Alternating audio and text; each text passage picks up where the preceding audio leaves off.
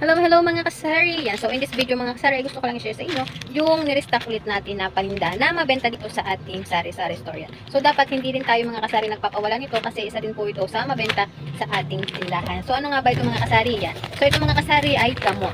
Yan. So, pailan-ilan lang naman yung binibili kong gamot at yun lang talagang hinahanap at parang yung malimit lang na bilhin na gamot. Pero yung iba na mga vitamins, yan, wala ako nun. Ito lang mga normal, yung mga Biogesic, yung Sepia ng mga kasari.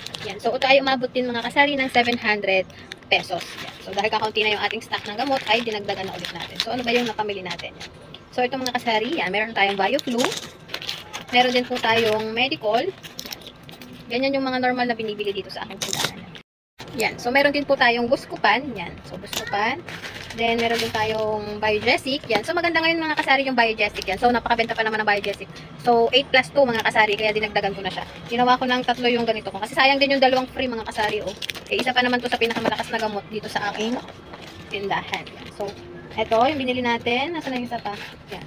So, bali 3 ganito yung binili natin. Yan. So, Biogesic. Yan. And then, meron din tayong Mefenamic.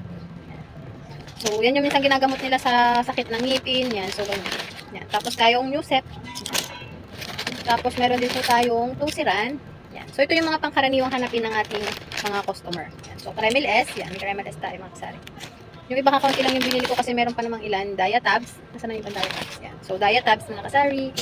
Nag-LBM. Pag nag-LBM, yan yung ano binibili nila. Tapos, yan yung iba pang medical. And then, ito mga kasari, Salon Pass. Yan. So, malit lang yung nabili ko Salon Pass, mga kasari, kasi meron pa naman tayo doon na isa pang box. Yan. So, parang pang-support lang ito mga kasari. Yan. So, ayan lang mga kasari yung ating napamili ng mga gamot na dapat meron din kayo sa inyong sari-sari store. So, yun lang mga kasari.